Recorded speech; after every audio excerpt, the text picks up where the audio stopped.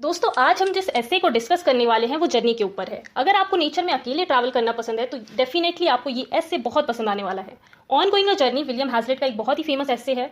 दोस्तों हैजलिट ने इस एसे में बहुत सारे कोटेशंस का यूज किया है। उन्हें कोटेशंस का यूज करना बहुत पसंद है। कोटेशन यानी कि किसी और राइटर के वर्क से कुछ लाइंस को लेकर डबल इन्वर्टेड कॉमास में अपने वर्क में डाल देना।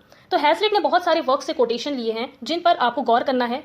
तो चलिए ऐसे को स्टार्ट करते हैं। हैजलिट कहते हैं कि भैया दुनिया की सबसे खूबसूरत चीज, सबसे प्यारी चीज जर्नी पर जाना है और मुझे तो अकेले ही सफर पर जाना पसंद है। हाँ, मैं लोगों की कंपनी को रूम के अंदर एंजॉय कर सकता हूँ, लेकिन घर के बाहर नेचर मेरे लिए बेस्ट कंपनी है। घर के बाहर मुझे किसी साथी की जरूरत नहीं। ये नेचर, ये कुदरत मेरे लिए सबसे बेस्ट साथी है। मैं जब किसी रूम में अकेला रहता हूँ तो मुझे ज्यादा अकेला फील होता है, लेकिन जब मैं नेचर के साथ अकेला होता हूँ तो मुझे कम अकेला फील होता है, क्योंकि नेचर मेरे साथ होता है। फिर हैजलिट रॉबर्ट ब्लूमफील्ड के वर्क द फार्मर्स बॉय के पेज नंबर 31 से एक कोटेशन लेते हैं। The fields his study, nature was his book. यानी कि ये जो हरे भरे खेत हैं वो हैजलिट के लिए उनकी स्टडी है और नेचर हैजलिट के लिए बुक है। यानी कि हैजलिट उन खेतों को ऑब्जर्व करते हैं, पढ़ते हैं। उन खेतों को ऑब्जर्व करना उनके लिए एक तरह की स्टडी है और नेचर उनके लिए बुक है जिसे वो अकेले जाकर पढ़ते हैं। यानी कि वो नेचर में अकेले जाकर उसमें डूब जाते हैं। नेचर उनके लिए बुक है जिसे वो बहुत इंजॉय करते हैं।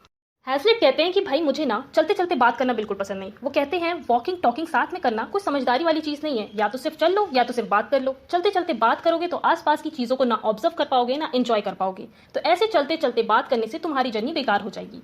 इसीलिए हैजलिट को चलते चलते बात करना बिल्कुल पसंद नहीं है। वो कहते हैं कि जब मैं अपनी कंट्री में रहता हूँ तो मैं चाहता हूँ कि मैं अपनी कंट्री की तरह ग्रो करूँ। जैसे जैसे मेरी कंट्री ग्रो करती जा रही है उसी तरह मैं भी ग्रो करता जाऊँ। जब मैं अपने टाउन से बाहर जाता हूँ तो मैं अपने टाउन के हेज रोज और ब्लैक केटल्स को बुरा भला कहने या क्रिटिसाइज करने नहीं जाता हूँ कि हाँ मेरे टाउन में हेज रोज हैं, ब्लैक केटल्स हैं जो कि बहुत बेकार लगते हैं, ये वो नहीं। बल्कि मैं अपने टाउन से बाहर इसीलिए जाता हूँ कि मैं कुछ वक्त के लिए अपने टाउन को भूल सकूँ। जो भी टेंशन थी, जो भी प्रॉब्लम्स थी, उनसे कुछ वक्त के लिए फ्री हो सकूँ। इसीलिए मैं अपने टाउन से बाहर जाता हूँ, ना कि क्रिटिसाइज करने।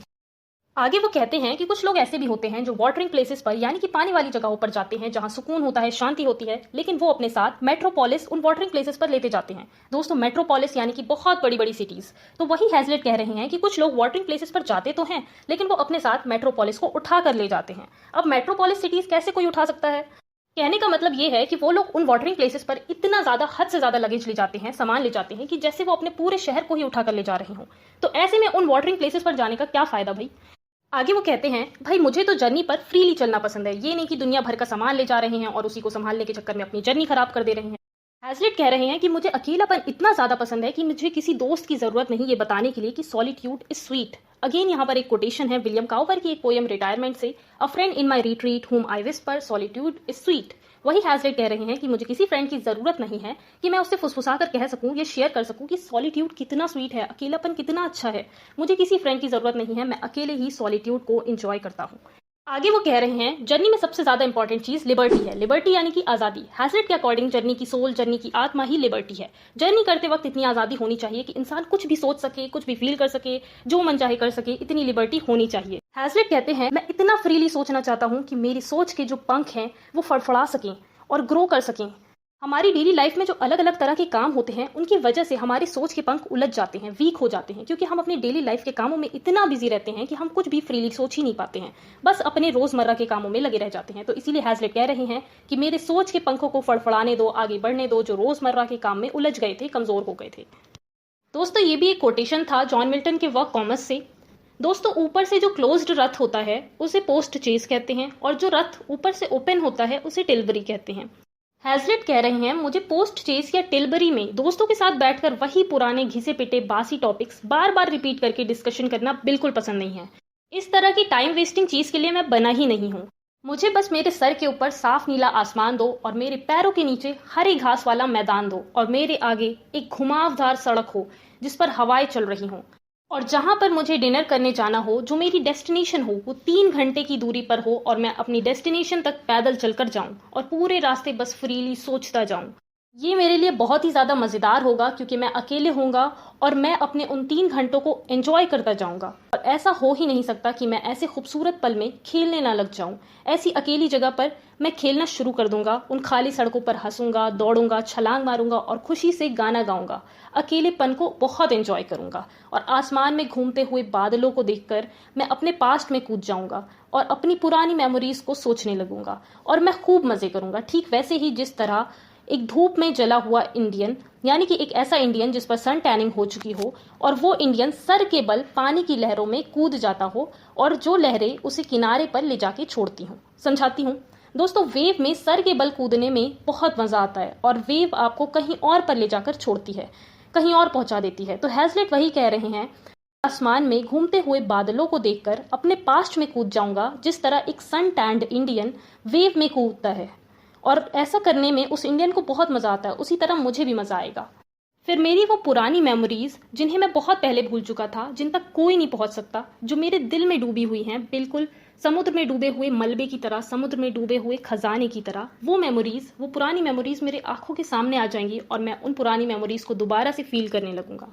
फिर हैजलिट कहते हैं कि मेरे दिल के अंदर जो साइलेंस है वो अनडिस्टर्ब्ड है, उस साइलेंस को कोई डिस्टर्ब नहीं कर सकता, कोई तोड़ नहीं सकता, और मेरे दिल की जो शांति है वो मुझसे बात करती है, इसीलिए मुझे किसी और से बात करने की जरूरत ही नहीं है। Puns, alliteration, antithesis, argument and analysis मुझसे ज़्यादा किसी को पसंद नहीं होगा। मुझे ये सारी चीज़ें बहुत पसंद है। देखिए गाइस, लिटरेचर में अच्छे अच्छे सेंटेंसेस बनाने के लिए बहुत सारे फिगर ऑफ स्पीच का यूज़ किया जाता है। उन्हीं में से कुछ फिगर ऑफ स्पीच ये सारे हैं। गाइस, पन ऐसे शब्द को कहते हैं जिसकी डबल मीनिंग निकलती है।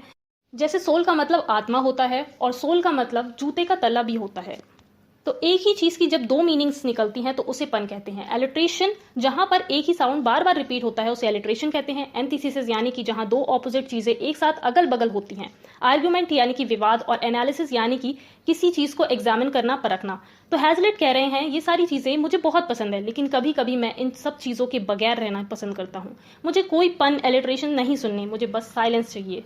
फिर से एक कोटेशन है, leave O leave me to my repose. ये कोटेशन हैजलिट ने थॉमस ग्रे की poem the descent of Odin से लिया है।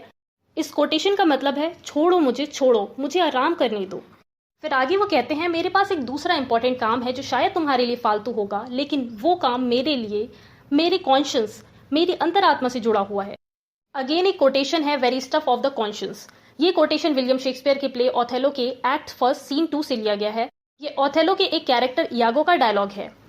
आगे वो कहते हैं, क्या ये सामने वाला जंगली गुलाब स्वीट नहीं है अगर इसमें कमेंट ना किया जाए तो? जनरली ये होता है ना कि हम किसी गुलाब को देखकर या किसी भी खूबसूरत चीज को देखकर कमेंट करते हैं कि वाओ ये कितना खूबसूरत है, कितना स्वीट है। तो वही हैजलिट कह रहे हैं कि अगर आप गुलाब को देखकर उस पर कमेंट नहीं करोगे तो क्या वो खूबसूरत नहीं है? एब्सोल्युटली खूबसूरत है, उसे किसी कमेंट की जरूरत थोड़ी ना है। ये जो सामने वाला डेजी फ्लावर है जो हरी पत्तियों से ढका हुआ है, और वो हरी पत्तियां बिल्कुल एमरल्ड स्टोन की तरह खूबसूरत लग रही हैं, क्या ये डेजी फ्लावर की खूबसूरती मेरे दिल को नहीं छुएगी? तो इसमें किसी और के बोलने की क्या जरूरत है, किसी और के कमेंट करने की क्या जरूरत है? और अगर मैं किसी को उन चीजों के बारे में बताऊं भी जो चीजें मुझे प्यारी लग रही हैं, जो चीजें मेरे लिए स्पेशल हैं, तो सामने वाला ज्यादा से ज्यादा क्या करेगा? बस स्माइल कर देगा। तो इससे बेहतर ये नहीं है कि मैं इन स्वीट मेमोरीज को अपने तक ही रखूं और इंजॉय करता रहूं, और इन स्वीट मेमोरीज के बारे में, वो जो दूर सामने वाला चट्टानी इलाका है वहां तक इन स्वीट मेमोरीज के बारे में सोचता जाऊं, और फिर वहां से जो दूर होराइजन दिख रहा है वहां तक इसके बारे में सोचता जाऊं, मजे लेता जाऊं।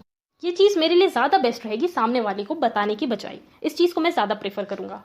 आगे वो कहते हैं कि अब मैं आपके लिए एक बैड कंपनी होऊंगा। मैं तो अपने ख्यालों में डूबा हूंगा, नेचर की खूबसूरती को फील कर रहा हूंगा, और आपको लगेगा कि भाई ये कितना बोरिंग इंसान है, बस चुपचाप चलते ही चला जा रहा है। तो इसीलिए आपके लिए बैड कंपनी बनने के बजाय मैं अकेले ही जर्नी पर जाना प्रेफर करूंगा। मैंने सुना है जब इंसान के मूड स्विंग्स होते हैं तो उसे अकेले ही ट्रैवल करना चाहिए। क्या पता मेरे मूड स्विंग्स होने की वजह से आपका मूड खराब हो जाए, आप मेरे मूड स्विंग्स को टॉलरेट ना कर पाओ। क्योंकि भाई मेरे मूड स्विंग्स होना तो पक्का है, क्योंकि मुझे पुरानी मेमोरीज याद आएंगी, उसमें कुछ अच्छी कुछ बुरी मेमोरीज याद आएंगी। तो हो सकता है मैं एकदम से कभी दुखी हो जाऊं या एकदम से हंसने लग जाऊं, तो मेरा ये मूड स्विंग्स आपकी जर्नी खराब कर सकता है। इससे अच्छा है मैं जर्नी पर अकेले जाऊं। और अगर आप मेरे साथ होगे और तब भी मैं बस सोचता रहूंगा, अपने ख्यालों में डूबा रहूंगा, तो ये कितनी मैनरलेस वाली हरकत हो जाएगी ना। आपको लगेगा कि मैं आपको इग्नोर कर रहा हूँ। तो ऐसे आधे मन आधे चेहरे वाली दोस्ती बेकार है। मुझे ऐसे आधे फेस वाली दोस्ती बिल्कुल पसंद नहीं है। दोस्तों ये भी एक कोटेशन था, आउट अपॉन सच हाफ फेस्ड फेलोशिप, वही आधे फेस वाली दोस्ती। ये कोटेशन शेक्सपियर के play Henry fourth part first के एक्ट फर्स्ट सीन थर्ड से लिया गया है। तो वही हैजलिट कह रहे हैं कि ऐसी हाफ फेस्ड वाली दोस्ती बिल्कुल बेकार है। मुझे आधे मन की दोस्ती के बजाय ये पसंद है कि या तो मैं पूरी तरह अकेले रहूं या फिर कंप्लीटली दूसरों के साथ रहूं। कहने का मतलब ये है कि मैं एक टाइम में एक ही काम कर सकता हूँ। आगे हैजलिट कहते हैं कि मुझे मिस्टर कॉर्बेट का एक स्टेटमेंट बहुत ज्यादा पसंद है। दोस्तों मिस्टर कॉर्बेट विलियम कॉर्बेट हैं, और मिस्टर कॉर्बेट के ऊपर हैजलिट ने एक पूरा एक ऐसे लिखा है, on the character of Corbett. तो हैजलिट कह रहे हैं कि मुझे मिस्टर कॉर्बेट का एक स्टेटमेंट बहुत ज्यादा पसंद है। मिस्टर कॉर्बेट का कहना है कि फ्रेंच लोगों का एक रिवाज बड़ा ही बेकार है कि वो लोग खाना खाने के साथ साथ बीच बीच में वाइन पीते रहते हैं, लेकिन एक इंग्लिशमैन को एक टाइम में एक ही चीज करनी चाहिए, या तो सिर्फ वाइन ही पी लो या सिर्फ खाना खा लो। तो ये कहना था मिस्टर कॉर्बेट का। हैजलिट कहते हैं इसीलिए मैं दोनों काम एक साथ नहीं कर सकता, या तो सिर्फ मैं लोगों से बात करूंगा या सिर्फ अपने ख्यालों में खोया रहूंगा। फिर आगे एक कोटेशन है लॉरेंस स्टर्न का। स्टर्न का कहना है कि मुझे मेरे रास्ते के लिए एक साथी को चूज करने दो, मैं अपना साथी खुद चुनूंगा और उस साथी से मैं ये कहूंगा, ये कमेंट करूंगा कि देखो किस तरह सूरज के डूबते ही परछाइयां लंबी हो जाती हैं। अब हैजलिट कहते हैं कि स्टर्न ने ये बात तो बड़ी खूबसूरती से कह दी, लेकिन मेरी राय कुछ अलग है स्टर्न से। अब हैजलिट की राय क्या है? हैजलिट का कहना है कि जब हम अपने साथी से किसी चीज के बारे में कुछ कहते हैं, किसी चीज पर कमेंट करते हैं, तो बड़ा ही इंटरफेरेंस हो जाता है और हमारी फीलिंग्स हर्ट हो जाती हैं। अब इंटरफेरेंस काहे का होता है? देखिए गाइस, जैसे आप अपने कंपेनियन के साथ जर्नी पर हो, ठीक है, आप जिस जगह पर जा रहे हैं वो जगह आपको बहुत ज्यादा पसंद है, आप एंजॉय कर रहे हो, लेकिन वहीं जो आपका साथी है वो एकदम से कमेंट कर देता है कि कितनी बेकार जगह है, इससे अच्छा तो कहीं और गए होते, मेरा टाइम बर्बाद हो गया यहाँ आके। अब ये सुनकर आपको कैसा लगेगा? ऑब्वियसली आप हर्ट हो जाओगे और आपका जो अच्छा खासा मूड था वो इस कमेंट की वजह से, इस एक कमेंट की वजह से बर्बाद हो जाएगा। आपके कंपेनियन की बातों ने आपके थॉट्स में, आपके मूड में इंटरफेरेंस कर दिया। तो वही हैजलिट कह रहे हैं कि स्टर्न को भले ही चीजों पर कमेंट करने के लिए एक कंपेनियन चाहिए, लेकिन मेरे अकॉर्डिंग किसी की कंपनी में जब हम कमेंट करते हैं तो इंटरफेरेंस और फीलिंग हर्ट होती है, इसीलिए ये सब करना मुझे पसंद नहीं है। आगे वो कहते हैं कि मैं जो नेचर में फील करूंगा, अगर वो मैं अपने साथी को बिना बोले एक्सप्रेस करने की कोशिश करूंगा तो ये बड़ा ही फालतू का एफर्ट होगा। और अगर मैं उसे समझाने की कोशिश करूंगा कि मुझे ऐसा फील हो रहा है, वैसा फील हो रहा है, तो मैं इस तरह की मेहनत करके अपने उस मजे को भी खराब कर दूंगा जो मुझे जर्नी में आ रहा था। अपनी फीलिंग्स को दूसरों को एक्सप्रेस करना बड़ा ही मेहनत का काम है, तो इससे बेटर है कि मैं खुद अकेले ट्रैवल करूं और एंजॉय करूं। मैं अपनी जर्नी पर एनालिटिकल मेथड के बजाय सिंथेटिकल मेथड को प्रेफर करता हूं। गाइस, एनालिटिकल मेथड यानी कि प्रॉब्लम को तोड़कर उसका एनालिसिस करना और फिर सॉल्यूशन ढूंढना। सिंथेटिकल मेथड यानी कि जितने भी एलिमेंट्स होते हैं उनको कंबाइन करके सॉल्यूशन तक पहुंच जाना।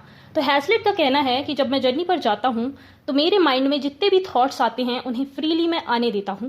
वहां पर मैं उन थॉट्स को एनालाइज नहीं करता कि हाँ ये थॉट अच्छा है, बुरा है, बल्कि मेरे माइंड में जितने भी थॉट्स आ रहे होते हैं मैं उन्हें आने देता हूँ। और फिर जब मेरी जर्नी कंप्लीट हो जाती है तो मैं अपने उन थॉट्स को कंबाइन करके लिख देता हूँ। जर्नी में जो भी थॉट्स मेरे माइंड में आ रहे होते हैं मैं उन्हें फ्लोट करने देता हूँ, बिल्कुल उसी तरह जिस तरह थिसल फ्लावर हवाओं में बहते रहते हैं, फ्लोट करते रहते हैं। गाइज, ये थिसल फ्लावर है। ग्रो होने के बाद ये फ्लावर ऐसा दिखता है। आपने देखा होगा जब हवाएं चलती हैं तो इस तरह का व्हाइट व्हाइट कुछ उड़ के आ जाता है, तो इसे थिसल ही बोलते हैं। तो वही हैजलिट कह रहे हैं कि जिस तरह हवाओं में थिसल फ्लोट करता रहता है, उसी तरह मैं जर्नी पर अपने थॉट्स को फ्लोट करने देता हूँ। और मैं ये नहीं चाहता कि मेरे ये थॉट्स किसी से बहस करने में या किसी को एक्सप्लेन करने में बर्बाद हो जाएं। अगर आपको जर्नी पर रोड क्रॉस करते वक्त कोई बीन फील्ड दिख जाए और उससे बहुत ही प्यारी सी स्मेल आ रही हो और आप उस स्मेल के बारे में अपने साथी से कमेंट करो, वाह कितनी प्यारी स्मेल है, पर उसको कोई स्मेल ही ना आ रही हो, या फिर आप उसे कोई दूर की चीज दिखाओ पर उसे दिखाई ही ना दे। आप हवाओं को फील कर रहे हो, आपको बादलों का रंग खूबसूरत लग रहा है, लेकिन इन सब चीजों को आप अपने साथी को एक्सप्लेन ना कर पाओ तो आपको एक अलग ही तरीके का डिससेटिस्फैक्शन होगा। अगर आपने अपनी फीलिंग्स दूसरों को बताई लेकिन दूसरों को उतना इंटरेस्ट नहीं आया सुनने में जितना आपको बताने में आ रहा है, तो आपके बताने का क्या मतलब? बहुत कम लोग होते हैं ऐसे जो इस काम में काबिल होते हैं, माहिर होते हैं कि कोई दूसरा उनकी बात में इंटरेस्ट ले। अब हैजलिट कहते हैं कि मेरा एक पुराना दोस्त है एसटी कॉलरिज, जो दोनों काम एक साथ कर सकता है। भैया, एसटी कॉलरिज के अंदर ये क्वालिटी है कि वो पहाड़ियों पर जाकर, वहां की सुंदर गर्मियों में घाटियों पर जाकर लोगों को बड़ी ही खूबसूरती से समझा सकता है कि ये सब कितना खूबसूरत है, और लोग उसकी बातों में उतना ही इंटरेस्ट भी लेते हैं, और वो उन खूबसूरत सीन को एक डायडेक्टिक पोयम और पिंडारिक ओड में कन्वर्ट कर सकता है। यानी कि कॉलरिज एक खूबसूरत से सीन को जो उसके आंखों के सामने है उस पर उसी वक्त वो एक डायडेक्टिक पोयम लिख सकता है या पिंडारिक ओड लिख सकता है। गाइस, डायडेक्टिक पोयम यानी कि जो पोयम मोरल देती हो, और पिंडारिक ओड भी एक पोयम होती है। कॉलरिज की बातें सिंगिंग से भी ज्यादा खूबसूरत होती हैं, ऐसा हैजलिट का कहना है। मैं एसटी कॉलरिज की खूबसूरत सी गूंजती हुई आवाज, उसके खूबसूरत से गूंजते हुए वर्ड्स को ऑल फॉक्सटेन के जंगलों में सुनना चाहूंगा। गाइस, ऑल फॉक्सटेन एक जगह है इंग्लैंड में, तो वहीं के जंगलों में हैजलिट कॉलरिज की गूंजती हुई आवाज को सुनना चाहते हैं। आगे हैजलिट कहते हैं कि कॉलरिज में और उनके साथ के पोएट्स में एक गजब का पागलपन था पोएट्री लिखने का।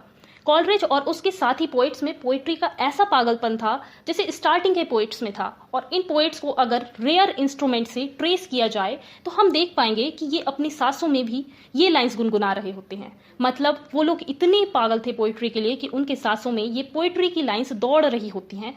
ये लाइंस हैजलिट ने जॉन फ्लेचर के प्ले द फेथफुल शेफर्ड से कोट करी हैं। ये प्ले जैकोबियन एरा का था। अब इन लाइंस में जो इंपॉर्टेंट टर्म्स हैं हम उन्हें समझेंगे। Guys, Zephyrus Greek god of west wind है। फेबे एक फ्लावर होता है जो काफी ब्राइट होता है, लेकिन इन लाइंस में उसे पेल कहा गया है, डल वाला पीला कहा गया है। ग्रोव एक छोटे से जंगल को कहते हैं। एंडीमियन ग्रीक माइथोलॉजी में एक हैंडसम सा चरवाहा था इयोलाइन ट्राइब का, ये ट्राइब का नाम है। एंडीमियन एक हंटर और किंग भी था। अब किंग कहाँ का था? तो आंसर है ग्रीस में एलिस नाम का एक डिस्ट्रिक्ट है। एलिस डिस्ट्रिक्ट के अंदर एक जगह का नाम है ओलंपिया। तो एंडीमियन एलिस में ओलंपिया में रूल करता था। और पॉपी एक फ्लावर का प्लांट होता है। अब आगे वो कहते हैं कि अगर मेरे कंट्रोल में इस तरह के खूबसूरत वर्ड्स होते जिस तरह ऊपर के कोटेशन में है, अगर मेरे पास ये टैलेंट होता तो मैं सनसेट की वजह से जो बादलों में गोल्डन लाइनिंग आ जाती है, उन बादलों के अंदर जो मेरे थॉट्स सो रहे हैं मैं उन्हें जगा देता। कहने का मतलब ये है कि उनको देखकर, उन बादलों को देखकर मेरे माइंड में जो भी थॉट्स आ रहे होते हैं मैं उन्हें लिख देता, अगर मेरे अंदर उन पोइट्स वाली कैपेबिलिटी होती तो। लेकिन जब मैं नेचर में जाता हूँ, नेचर को देखता हूँ, तो मेरे जो लिखने के आइडियाज हैं वो मुरझा जाते हैं, ठीक उसी तरह जिस तरह सनसेट के टाइम फ्लावर्स मुरझा जाते हैं। मतलब नेचर में जाने के बाद मेरी माइंड्स में इतने सारे थॉट्स आते हैं कि मुझे समझ ही नहीं आता है कि मैं लिखूं क्या। हैजलिट कहते हैं जो इंपॉर्टेंट कॉन्वर्सेशन होती है, इंपॉर्टेंट बातें होती हैं, वो हमें जर्नी पर नहीं करनी चाहिए। वो इंपॉर्टेंट बातें हमें टेबल टॉक के लिए बचा कर रखनी चाहिए। यानी कि वो बातें हमें तब करनी चाहिए जब हम सुकून से, इत्मीनान से टेबल पर बैठे हों, क्योंकि इंपॉर्टेंट बातें करने के लिए इंसान का माइंड अटेंटिव होना चाहिए, जो कि जर्नी के दौरान नहीं होता है। फिर हैजलिट कहते हैं कि नेचर में जाने के लिए, आउटडोर में जाने के लिए चार्ल्स लैम्ब बहुत बेकार कंपनी है। चार्ल्स लैम्ब के साथ हमें आउटडोर में जाना ही नहीं चाहिए, क्योंकि वो बंदा इंडोर के लिए अच्छा है, बेस्ट है। फिर आगे वो कहते हैं कि एक टॉपिक है जिसे मुझे जर्नी पर कंपेनियन के साथ डिस्कस करना अच्छा लगता है, और वो ये है कि जब हम रात में आराम करने के लिए इन में पहुंचे तो हम खाने में क्या लेंगे। मुझे इस पर डिस्कशन करना बहुत अच्छा लगता है जर्नी पर। दोस्तों, इन एक छोटे से होटल को कहते हैं। इस कॉन्वर्सेशन में हमें और तगड़ी भूख लगने लगती है। जैसे जैसे हम हर एक माइल को क्रॉस करते जाएंगे, वैसे वैसे हमें उस पकवान के इंग्रेडिएंट्स का स्वाद आता जाएगा जो हमने खाने के लिए डिसाइड किया है। फिर आगे वो कहते हैं कि कितना अच्छा है कि रात का वक्त शुरू होते ही किसी ओल्ड टाउन में जाना जो दीवारों से घिरा हुआ हो और जिसमें टरेटेड हो। टरेटेड इस टाइप के किले के स्ट्रक्चर को बोलते हैं। या फिर किसी पिछड़े हुए गांव में जाना जहां से रोशनी अंधेरों के बीच से छन के आ रही हो, यानी कि चारों तरफ अंधेरा हो और उस गांव से रोशनी आ रही हो, और फिर सुकून से अपने इन में जाकर आराम करना। कितना अच्छा है ये सब मेरी जिंदगी के बहुत ही खूबसूरत पल हैं। फिर कहते हैं कि गॉबलेट्स में भर भर कर चाय पीना, और ये चाय के कप ऐसे होते हैं जो हमें खुशियां देते हैं लेकिन नशे में धुत नहीं करते, मदहोश नहीं करते। गाइस, गॉबलेट चाय के प्याले को कहते हैं, ऐसे दिखते हैं ये। फिर से कोटेशन है, the cups that cheer but not inebriate. ये कोटेशन विलियम काउपर की पोयम द टास्क से लिया गया है। विलियम काउपर की ये पोयम इतनी लंबी है कि 6 बुक्स की लेंथ है इसकी, और इस पोयम के 6 बुक के नाम अलग अलग हैं। ये कोटेशन द टास्क के 4th बुक में आता है। 4th बुक का नाम है विंटर इवनिंग। इन चाय के गॉबलेट्स को भर के पीना और इस चाय के धुएं को दिमाग पर जाने देना और सोचना कि सफर में हमें क्या मिलने वाला है। क्या मुझे एग और रैशर मिलेगा? रैशर पिग के मीट की एक डिश होती है। या फिर हमें प्याज में डूबा हुआ रैबिट खाने को मिलेगा, या फिर हमें व्हील कटलेट खाने को मिलेगा। गाइस, व्हील गाय के बछड़े के गोश्त को कहते हैं, बछड़े के मीट से बने हुए कटलेट को व्हील कटलेट कहते हैं। तो चाय के प्याले पीते पीते हैजलिट ये सब सोचते हैं, क्या हम ये खाएंगे, क्या हम वो खाएंगे। इस तरह की सिचुएशन में एक बार सैंचो जिद करने लगा था कि मुझे काऊ हील ही खानी है। गाइस, सैंचो एक कैरेक्टर है। मियोल दे सर्वांटेस का एक नॉवल है डॉन काहुटी। इस नॉवल के पार्ट 2 चैप्टर 49 में एक कैरेक्टर का जिक्र है जिसका नाम सैंचो पांजा है। सैंचो पांजा डॉन काहुटी का कंपेनियन है और ये बहुत ही बेवकूफ टाइप का बंदा है। तो सैंचो काऊ हील खाने के लिए अड़ गया है और इसे खाए बगैर वो नहीं रह सकता। अब उसकी चॉइस है भाई, लेकिन इस चीज के लिए हम उसे नीचा तो नहीं दिखा सकते ना। आगे वो कहते हैं, जब हम अपने इन पागलों वाले ख्यालों से बाहर निकले कि हमें ये मिलेगा वो मिलेगा खाने के, इन थॉट से जब हम बाहर निकले तो किचन में खाने को स्टर करने की आवाज आ रही थी, जो खाना पार्लर में बैठे हुए जेंटलमैन के लिए रेडी किया जा रहा था। गाइस, पार्लर इनके गेस्ट रूम को कहा करते थे। प्रोकल और प्रोकल ईस्टेप्रोफेनी, ये लाइन रोमन पोएट वर्जिल की पोयम अनियट से लिया गया है। ये एक लैटिन फ्रेज है। इस फ्रेज का मतलब है दूर रहो ऐसी चीजों से जिसके बारे में आपको नॉलेज नहीं है। वो लोग इन में बैठे हुए हैं, अंदर खाना बन रहा होता है, तो वही हैजलिट कहते हैं कि दूर रहो उन चीजों से जिसकी आपको नॉलेज नहीं है। उन लोगों को नहीं पता है ना कि अंदर खाने में क्या बन रहा है। हैजलिट कहते हैं कि ये वक्त मेरे शांत रहने के लिए और मेरी डीप थिंकिंग करने के लिए बहुत ही ज्यादा प्योर है। मैं नहीं चाहता कि मेरा ही कोई फ्रेंड मेरी इस इमेजिनेशन को आकर तोड़े। इसके बजाय अगर कोई स्ट्रेंजर, कोई अजनबी मेरी इस इमेजिनेशन को तोड़ेगा तो चलेगा। अगर कोई अजनबी इन में मुझसे आकर बात करता है तो उसे ना ही मेरे प्रेजेंट और ना ही मेरे पास्ट के बारे में पता है, तो वो मुझे हर्ट नहीं कर सकता क्योंकि वो मुझे जानता ही नहीं है। लेकिन वहीं अगर मेरा कोई फ्रेंड मेरे साथ हुआ तो वो मेरी हर एक चीज जानता है, वो मेरी जर्नी खराब कर सकता है क्योंकि वो पूरे टाइम मेरे साथ ही रहेगा। क्या पता वो मुझे कुछ ऐसी पुरानी बातें याद दिला दे, कुछ सैड मेमोरीज याद दिला दे जिससे मैं हर्ट हो जाऊंगा, अपसेट हो जाऊंगा, अपनी जर्नी को एंजॉय नहीं कर पाऊंगा। इसीलिए स्ट्रेंजर बेटर है फ्रेंड से। और अगर वो स्ट्रेंजर कोई क्वेकर हुआ, गाइस क्वेकर रिलीजियस सोसाइटी के एक मेंबर को कहते हैं, तो अगर वो स्ट्रेंजर कोई क्वेकर हुआ या फिर वो यॉर्कशायर की वेस्ट राइडिंग से हुआ तो और भी ज्यादा अच्छा है। दोस्तों यॉर्कशायर एक कंट्री है जो पहले 3 हिस्सों में डिवाइडेड थी और उन 3 हिस्सों में से एक हिस्से का नाम वेस्ट राइडिंग था। अब ऑब्वियसली कोई स्ट्रेंजर होगा तो वो सीमाएं नहीं लांघेगा, वो अपनी लिमिट्स में रहेगा, वो मुझे कहीं से भी बुरा फील नहीं करा पाएगा। अब आगे हैजलिट कहते हैं कि मुझे जिप्सीज के कैंप को देखना बहुत ज्यादा पसंद है और उनकी लाइफ देखकर मैं आह ही भरता हूँ। जो लोग कारवां लेकर चलते हैं, जगह चेंज कर करके रहते हैं, जो कबीलों में रहते हैं, उन्हें जिप्सी कहते हैं। तो अगर मैं इन फीलिंग्स को किसी और को बताऊंगा तो हो सकता है कि वो इस पर अपना ऑब्जेक्शन करे। मैं किसी को अपनी जर्नी पर कंपेनियन नहीं बनाना चाहता, बल्कि जर्नी पर जो भी ऑब्जेक्ट्स, जो भी इवेंट्स होंगे वो ही मेरे ट्रैवल कंपेनियन है। अब कोई फ्रेंड होगा अगर मेरे साथ मेरी जर्नी पर, तो वो मुझे दुनिया भर की चीजें याद दिलाएगा। हो सकता है कि बातों बातों में ऐसी बातें हो जाएं जिनसे मुझे मेरा प्रोफेशन, मेरा काम और उससे रिलेटेड दुनिया भर की टेंशन याद आ जाए। अब ये सब जो डिस्टर्बिंग चीजें जब हो जाती हैं तो आपकी जो दुनिया चल रही होती है ट्रैवलिंग के वक्त, आप उसके सिटीजन नहीं रह जाते हो और आपकी जो फ्री कंडीशन होती है उस पर रेस्ट्रिक्शन लगा दी जाती है। अगेन एक कोट है, unhoused free condition is put into circumscription and confine. इसका मतलब है कि जब ये सब डिस्टर्बेंस हो जाता है, जब आपका फ्रेंड ये सब डिस्टर्बेंस कर देता है जर्नी पर, तो आपकी जो फ्री कंडीशन थी घर से बाहर, उस पर लिमिटेशंस लग जाती है, रेस्ट्रिक्शन लग जाती है। ये कोटेशन शेक्सपियर के प्ले ओथेलो से लिया गया है। एक्ट फर्स्ट सीन 2 की लाइन नंबर 28 एंड 29 है। ये लाइन ओथेलो का डायलॉग होता है। आगे हैजलिट कहते हैं कि इनका सबसे बड़ा एडवांटेज ये है, सबसे बेस्ट एडवांटेज ये है कि वहां हर एक बंदे की आइडेंटिटी छुपी हुई रहती है, कोई किसी के बारे में नहीं जानता है। अगेन कोटेशन है lord of one self unencumbered with a name. ये कोटेशन जॉन ड्राइडन की एक poem to my honoured kinsman John Dryden से लिया गया है। पोयम की लाइन नंबर 18 में ये कोटेशन आता है, लेकिन ये कोटेशन एज इट इज नहीं है पोयम में, बल्कि थोड़ा सा चेंज है। पोयम में lord of your self unencumbered with a wife है, लेकिन हैजलिट ने इस एस्से में lord of one self unencumbered with a name लिखा है। फिर आगे वो कहते हैं कि कितना अच्छा है ये कि खुद को बंधनों से, लोगों के ओपिनियन से दूर करना और मजे से इन में बैठकर स्वीट ब्रेड्स खाना। हम इन में बैठे हुए हैं और हमें कोई भी नहीं जानता है, तो ऐसी कंडीशन में हमें ना ही किसी के तारीफ पाने का इंतजार होगा कि कोई आए और हमारी तारीफ करे, और ना ही हमें कोई बुरा भला कह पाएगा। हमें कोई कुछ नहीं कहेगा क्योंकि कोई हमें जानता ही नहीं है, बल्कि हमें इनमें एक ही टाइटल से जाना जाएगा और वो है जेंटलमैन। देखिए गाइस, ये पहले की बात हो रही है। पहले के टाइम में कोई भी आइडेंटिटी कार्ड वगैरह तो उतना चलता नहीं था, इसीलिए सबकी आइडेंटिटी हिडन रहती थी और इनमें सबको जेंटलमैन कहकर बुलाया जाता था। तो इसी चीज को हैजलिट सबसे बड़ा एडवांटेज कह रही हैं। अब आराम से कोई भी इंसान इन में जाकर अपने मन से कोई भी आइडेंटिटी सिलेक्ट कर सकता है कि भैया मैं बहुत बड़ा सुपरस्टार हूँ, मैं कोई पॉलिटिशियन हूँ वगैरह वगैरह, और ऐसा करके वो इन में बहुत ही रिस्पेक्टफुल बंदा बन सकता है और सब लोग उसको रेस्पेक्ट देंगे कि भैया ये तो फेमस पॉलिटिशियन है। अब हम इनमें कोई सिंपल पर्सनैलिटी नहीं है जो हम असलियत में हैं, बल्कि हम तो हाईली रेस्पेक्टफुल पर्सनैलिटी बन चुके हैं। आगे हैजलिट कहते हैं कि मैंने अकेले कई बार इंस में बहुत ही खूबसूरत आवर्स बिताए हैं, और जब मैं अकेले इंस में बैठा होता था तो मैं कुछ मेटाफिजिकल प्रॉब्लम्स को सॉल्व करने की कोशिश किया करता था। मेटाफिजिकल प्रॉब्लम्स यानी कि ऐसी प्रॉब्लम्स जो फिजिकल वर्ल्ड से परे हो। जैसे कि एक बार मुझे विथम कॉमन में एक बात पता चली थी, एक बात का प्रूफ मिला था कि likeness is not a case of the association of idea. यानी कि मुझे विथम कॉमन में ये प्रूफ मिला था कि ये जरूरी नहीं है कि लोगों के थॉट्स अगर मैच हो तो वो एक दूसरे को पसंद करने लगेंगे। ये बात मुझे विथम कॉमन में पता लगी। और कई बार ये भी हुआ है कि मैं जिस इन में रुका वहां पर काफी सारी पिक्चर्स लगी हुई थी। जैसे मैं एक बार सेंट निएट्स के इन में गया था, वहां पर मैंने एक फ्रेंच एनग्रेवर साइमन ग्रिबलिन की कार्टून की एनग्रेविंग और मेटल या स्टोन पर खोद खोद कर जो पिक्चर्स बनाते हैं उसे एनग्रेविंग्स कहते हैं। फिर आगे वो कहते हैं कि एक बार मैं बॉर्डर ऑफ वेल्स में एक छोटे से इन में गया था, वहां पर एक पेंटर रिचर्ड वेस्टफेल की ड्राइंग्स लगी हुई थी, जिनको मैंने बड़े ही जोश के साथ उस लड़की के फिगर के साथ कंपेयर किया जो मुझे बोट पर बिठालकर सेवन नदी के पार ले गई थी, और वो लड़की बोट पर मेरे और ट्विलाइट के बीच खड़ी हुई थी, और सेवन एक नदी है इंग्लैंड में। और आगे वो कहते हैं कि कभी कभी मैं इंस में बहुत ही इंटरेस्ट के साथ बुक्स को रीड करता था। मुझे अभी भी याद है कि एक बार बारिश में पूरा दिन भीगने के बाद मैं ब्रिज वाटर के एक इन में गया था, और वहां पर मुझे एक नॉवल मिली, पॉल एंड वर्जीनिया, जिसे पढ़ने के लिए मैं आधी रात तक जागा था। उसी इन में मुझे एक इंग्लिश नॉवलिस्ट मैडम डी आर्बले की नॉवल कैमिलिया के 2 वॉल्यूम्स मिले। दोस्तों, एक फ्रेंच राइटर हैं जिनका नाम मैंने मेंशन कर दिया है। इनकी एक नॉवल है पॉल एट वर्जीनी। ये एक फ्रेंच नॉवल थी जो 1788 में पब्लिश हुई। इस नॉवल को इंग्लिश में हेलन मारिया विलियम्स ने ट्रांसलेट किया। इस नॉवल का इंग्लिश टाइटल है Paul and Virginia. Guys, madam de Arblay को फ्रांसिस बर्नी, फैनी बर्ने के नाम से भी जाना जाता है। आगे वो कहते हैं कि ये 10 अप्रैल 1798 की बात है कि लैंगोक्लिन के एक इन पर मुझे जीन जैक रूसो की नॉवल न्यू एलॉइस का वॉल्यूम पढ़ने को मिला।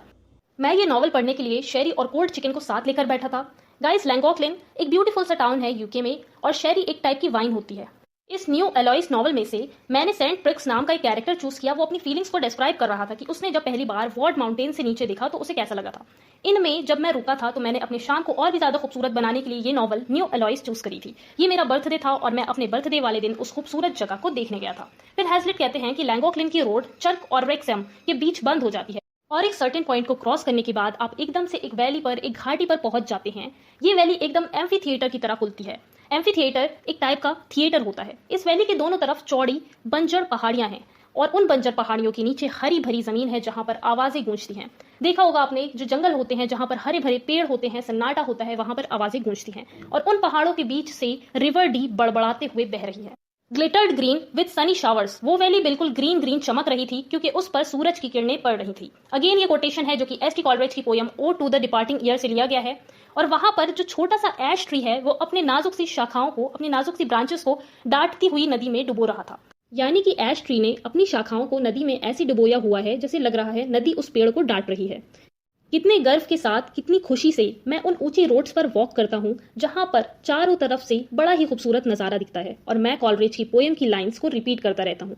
जैसे आपने अभी देखा ही था कि एस.टी. कॉलरेज की पोयम से कोटेशन लिया गया था। अब इस खूबसूरत नज़ारे के अलावा मेरे दिल में भी एक खूबसूरत सीन बना जिसमें बहुत ही बड़े बड़े लेटर्स में ये 4 वर्ड्स लिखे हुए थे, liberty, genius, love and virtue, जो कि रोजमर्रा की जिंदगी में ये वर्ड्स फेड हो जाते हैं। मैं इस खूबसूरत स्पॉट पर कभी ना कभी दोबारा जरूर आऊंगा, लेकिन अकेले ही आऊंगा। और अगर मैं किसी को अपने साथ लाया तो मेरे माइंड में जो इतने सारे थॉट्स आ रहे हैं, जो टूटे हुए हैं, बिखरे हुए हैं, जिन्हें मैं खुद ही नहीं समेट पा रहा हूँ, उन थॉट्स को मैं अगले बंदे को कैसे शेयर कर पाऊंगा, कैसे उन्हें एक्सप्लेन कर पाऊंगा। इसीलिए मुझे अकेले जाना ही पसंद है। आगे कहते हैं, मैं किसी ऊंची चट्टान पर खड़ा होकर उन पास्ट ईयर्स की चट्टान को देख सकता हूँ, उन पास्ट ईयर्स को देख सकता हूँ जो मैंने पहले बिताए थे। यानी कि सालों पहले जो मैं था उससे मैं आज अलग हूँ, मेरा आज डिफरेंट वर्जन है। मैं उस टाइम उस पोइट से मिलने जा रहा था जिनका नाम मैंने पहले लिया था, यानी कि कॉलरेज की बात कर रहे हैं वो। अब वो पोइट कहाँ है? सिर्फ मैं ही नहीं बदल गया हूँ, बल्कि पूरी दुनिया जो मेरे लिए पहले नई नई थी अब वो मेरे लिए पुरानी हो चुकी है। फिर भी ओ सिल्वंडी, मैं अपनी यादों में, जवानी में, खुशी में तुम्हारी तरफ ही आऊंगा और तुम मेरे लिए हमेशा हेवन की नदी बनी रहोगी जहां मैं जिंदगी का पानी खुल के पीऊंगा। गाइस, सिल्वंडी एक रिवर है। फिर आगे वो कहते हैं, जैसे जैसे हम जगह चेंज करते हैं वैसे वैसे हमारे आइडियाज, ओपिनियंस, फीलिंग्स भी चेंज होते जाते हैं। देखिए, हम अगर कोशिश करें तो हमें बहुत पुरानी यादें जो हम भूल चुके हैं वो हमें याद आ सकती हैं, लेकिन हम उन चीज़ों को भूल जाते हैं जो हमने अभी अभी छोड़ा है। क्योंकि जैसे जैसे हम आगे बढ़ते जाते हैं वैसे वैसे हम पुरानी चीज़ें भूलते जाते हैं। ऐसा लगता है कि हम एक टाइम में सिर्फ एक ही जगह के बारे में सोच सकते हैं। हमारे माइंड में एक थॉट आता है तो जैसे ही दूसरा थॉट हमारे माइंड में आता है वो पहले वाला थॉट गायब हो जाता है, और जैसे ही तीसरा थॉट हमारे माइंड में आता है तो वो दूसरा वाला गायब हो जाता है। तो हम एक टाइम में एक ही चीज के बारे में सोच सकते हैं।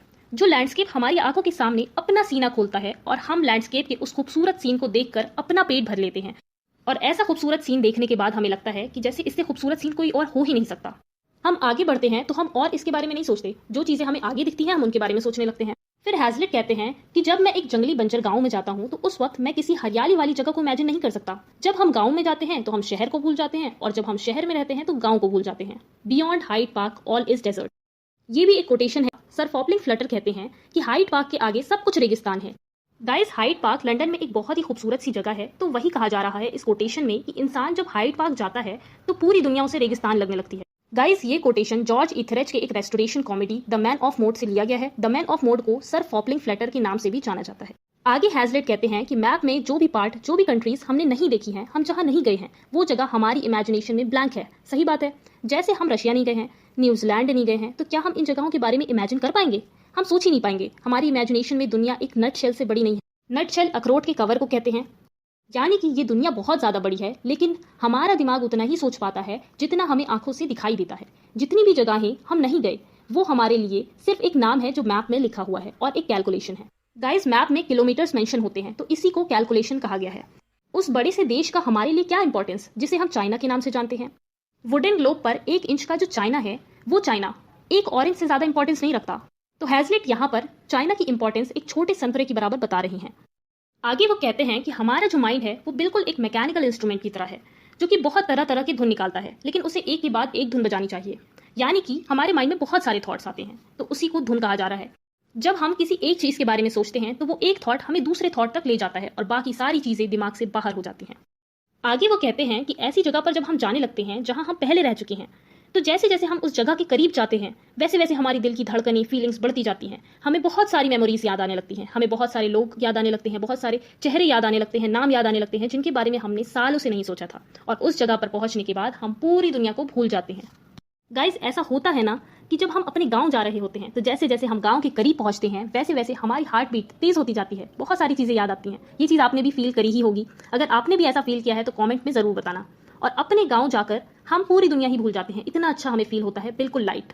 अब आगे वो कहते हैं कि मुझे किसी फ्रेंड या लोगों के साथ खंडरों पर, एडिक्वेट में या फिर पिक्चर्स देखने जाने में कोई दिक्कत नहीं है। मतलब मैं इन जगहों पर लोगों के साथ जाना पसंद करता हूँ। मैं नेचर में तो अकेले ट्रैवल करना चाहता हूँ, लेकिन इन जगहों पर मैं लोगों के साथ जाना पसंद करता हूँ। इन जगहों पर जाकर बातचीत करना अच्छा लगता है। इन जगहों पर डिस्कस करने वाली चीजें होती हैं जिन्हें हम अपने फ्रेंड से डिस्कस करते हैं। जो इंग्लैंड में सैलिसबरी प्लेन है, हम उसके बारे में कुछ खास डिस्कशन नहीं कर सकते क्योंकि उसमें कुछ खास है ही नहीं। लेकिन सैलिसबरी प्लेन में एक प्री हिस्टोरिक मॉन्यूमेंट है जिसे स्टोनहेंज के नाम से जाना जाता है। तो वो जगह डिस्कशन करने के लिए बहुत परफेक्ट है। वो जगह पुरानी है, अट्रैक्टिव है और फिलोसफिकल है। यानी कि वो जगह ऐसी है जिसे देखकर हमारे माइंड में बहुत सारे डिस्कशन करने वाले थॉट्स आएंगे कि पहले के टाइम में लोग ऐसे रहा करते थे, वैसे रहा करते थे। अगेन एक कोटेशन है जॉन मिल्टन की वर्क पैराडाइज लॉस्ट की बुक फर्स्ट से, the mind is its own place. ये बहुत ही फेमस कोटेशन है गाइस। ये माइंड ही है जो हेवन को हेल बना सकता है और हेल को हेवन, यानी कि हमारी सोच के ऊपर सब डिपेंड करता है। अगर हमारा नजरिया पॉजिटिव है तो हम बुरी चीज में भी पॉजिटिव पॉइंट्स निकाल लेते हैं, लेकिन अगर हम सिर्फ बुराई ढूंढते हैं तो हमें कोई भी चीज अच्छी लग ही नहीं सकती। आगे कहते हैं कि मैं बहुत खुशी खुशी आर्ट और क्यूरियोसिटी की चीजों को लोगों को एक्सप्लेन करने का काम कर सकता हूँ। मैं एक बार लोगों को ऑक्सफोर्ड ले गया था और मैंने उन्हें पोएट्री की जगह बहुत ही मजे से दिखाई। अगेन एक कोटेशन है जॉन मिल्टन की पैराडाइज लॉस्ट की बुक 3 से, with glistering spires and pinnacles adorn. और इसका मतलब है कि पोएट्री की जगह पर चमकते हुए शिखर थे और वो सजे हुए थे। वो सभी को मैंने दिखाया और उसके बारे में डिटेल में मैंने बात करी। वहीं पर घास का जो मैदान है जो रेक्टेंगल शेप का है, गाइस रेक्टेंगल शेप के मैदान को ग्रासी क्वाड्रेंगल कहते हैं। और वहां के हॉल और कॉलेज की पत्थरों की दीवारें, उनसे एक अलग ही बुद्धिमानी वाली हवाएं आती हैं। वो मुझे बिल्कुल अपना सा लग रहा था। दोस्तों, ऑक्सफोर्ड में एक लाइब्रेरी है जिसका नाम बॉडलेयन है, वो भी मुझे बहुत ही अपनी सी लग रही थी। यूके में एक पैलेस है ब्लेनहेम, वहां पर मैं अपनी कंपनी को पीछे छोड़कर आगे निकल गया और मैं उस साइसेरॉन को पीछे छोड़कर निकल गया जो हमें गाइड कर रहा था, लेकिन बहुत ही बोरिंग सा था। गाइस, सिसेरॉन ट्रैवल गाइड को कहते हैं। वो अपनी छड़ी से इशारा करके उस जगह की खूबसूरत चीजों को दिखा रहा था। अब आगे वो कहते हैं कि मुझे किसी भी फॉरेन कंट्री में बिना कंपेनियन के जाना सही नहीं लगता। फॉरेन कंट्री में मैं बिना कंपेनियन के बिल्कुल भी कॉन्फिडेंट फील नहीं करता। मैं बीच बीच में अपनी लैंग्वेज सुनना चाहता हूँ, इसीलिए मुझे फॉरेन कंट्री में कंपेनियन की जरूरत होती है। यानी कि मुझे बीच बीच में अपनी इंग्लिश लैंग्वेज सुननी होती है जो कि मुझे फॉरेन कंट्री में मेरा दोस्त सुनाएगा। अब वो 3 जगहों को बताते हैं कि कहाँ कहाँ उन्हें एक इंग्लिश कंपेनियन की जरूरत है। अगर कोई बंदा अरेबिया के डेजर्ट्स में अकेले जा रहा है बिना फ्रेंड के, तो उसे ऐसा फील होगा कि उसका दम घुट रहा है वहां पर। या फिर हम एथेंस और ओल्ड रोम को देखने जा रहे हैं तो वहां पर हमारे साथ कोई साथी होना चाहिए जिससे हम इन चीजों के बारे में डिस्कस कर सकें। और मैं ये बात मानता हूं कि पिरामिड बहुत ही शक्तिशाली जगह है कि अकेला बंदा उनको चुपचाप नहीं देख सकता। वहां हमारे साथ कोई ना कोई होना ही चाहिए जिसके साथ हम वहां की खूबसूरती को बयां कर सकें। इन सब जगहों को देखकर अगर तुरंत हमें कोई साथी ना मिले जिससे हम वहां की खूबसूरती को शेयर करें तो ऐसा फील होता है जैसे हमारे शरीर का कोई अंग काट कर अलग कर दिया गया हो। फिर हैजलिट कहते हैं, लेकिन जब मैं फ्रांस की खूबसूरत जगहों पर गया था तो मुझे किसी फ्रेंड की जरूरत महसूस नहीं हुई। दोस्तों, फ्रांस हैजलिट की फेवरेट जगह है और नेपोलियन बोनापार्ट उनका फेवरेट हीरो है। उन्हें फ्रांस में बहुत ही अपनापन महसूस होता है। दोस्तों, फ्रांस में एक शहर है कैले, तो कैले के लोग जो थे वो बहुत ही खुशी से भरे हुए थे। गाइस, हैजलिट दूसरी बार फ्रांस आए थे। पहली बार जब वो फ्रांस गए थे तब नेपोलियन का राज था और जब दूसरी बार गए थे तो नेपोलियन का राज खत्म हो चुका था। तो वो दूसरी बार का एक्सपीरियंस शेयर कर रहे हैं कि फ्रांस में जो हलचल, उथल पुथल और बड़बड़ाहट थी वो ऐसी लग रही थी जैसे किसी ने मेरे कान में ऑयल और वाइन डाल दिया हो। मतलब बहुत ही खराब थी। और ना ही मुझे नाविकों का गीत पसंद आया जो सूरज ढलते वक्त बंदरगाह पर एक जहाज के टॉप से गाया जा रहा था। वो साउंड भी मुझे बहुत ही अनजान और वियर्ड लग रही थी। मैं जब पहली बार फ्रांस गया था तो मुझे ऐसा लग रहा था कि मैं इंसानियत की हवा में सांस ले रहा हूँ और फ्रांस की खूबसूरत जगहों पर टहल रहा था। और मैं बहुत ही ज्यादा सेटिस्फाइड था क्योंकि वहां इंसान राजाओं के कदमों तले दबे नहीं थे। वहां पर फ्रीडम थी। वहां पर मुझे अपनी लैंग्वेज का भी लॉस फील नहीं हुआ क्योंकि वहां पर पेंटिंग्स के बहुत सारे स्कूल्स मेरे लिए खुले थे। तो पहली बार जो ये अपनापन सा लग रहा था फ्रांस में, वो सब छाया की तरह गायब हो गया जब मैं दूसरी बार गया। जो पिक्चर्स थी, जो हीरोज थे, जो फ्रीडम थी, वो सब कुछ गायब हो गया। कुछ भी नहीं बचा सिवाय बॉर्बन और फ्रेंच पीपल के। सिर्फ यही लोग बचे थे, नेपोलियन नहीं था।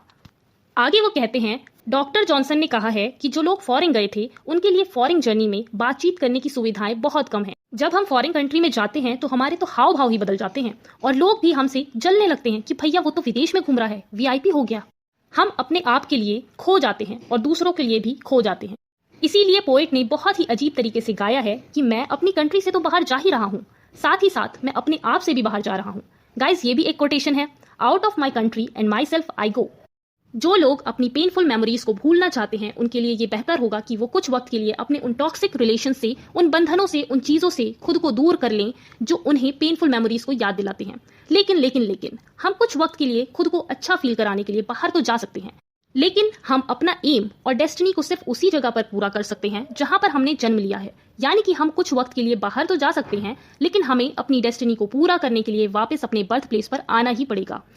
इस वजह से मैं अपनी पूरी लाइफ बहुत ही अच्छे से मजे से फॉरेन में ट्रैवल करते हुए बिताना चाहूंगा, लेकिन शर्त यह है कि अगर मुझे कहीं से एक और लाइफ उधार मिल जाए जिसे मैं घर पर बिता सकूं, तो मैं अपनी पूरी लाइफ बाहर ही बिता दूंगा, अगर मुझे कोई ये भरोसा दिलाए कि भैया तुम्हें एक और लाइफ मिल जाएगी जिसे तुम घर पर ही बिता सकते हो। दोस्तों, ये ऐसे पहली बार 1822 में द न्यू मंथली मैगजीन में टेबल टॉक नंबर 1 के नाम से पब्लिश हुआ था। गाइस, टेबल टॉक हैजलिट के एसेज के कलेक्शन का नाम है। ये ऐसे कलेक्शन 2 वॉल्यूम्स में पब्लिश हुआ था। पहला वॉल्यूम अप्रैल 1821 में पब्लिश हुआ था। फर्स्ट वॉल्यूम में टोटल 16 एसेज थे और सेकंड वॉल्यूम 1822 में पब्लिश हुआ था। सेकंड वॉल्यूम में टोटल 17 एसेज हैं। सेकंड वॉल्यूम के 17 एसेज में से जो थर्ड वाला एसे है वो है ऑन गोइंग अ जर्नी। तो ये ऐसे हमने पूरा डिटेल में समझ लिया है और इस ऐसे को समझने के साथ साथ आपके लिए ये भी जरूरी है कि आप इसके राइटर के बारे में भी डिटेल में समझें। तो लेफ्ट वाली वीडियो पर क्लिक करके विलियम हैजलिट की बायोग्राफी को जरूर समझें। दोस्तों, बहुत ही ज़्यादा मेहनत लगी है इस वीडियो को बनाने में। थोड़ी लंबी ज़रूर है लेकिन नॉलेज इसमें भरपूर है। तो इस वीडियो को अप्रिशिएट करने के लिए कमेंट, लाइक, शेयर करें। Thanks for watching.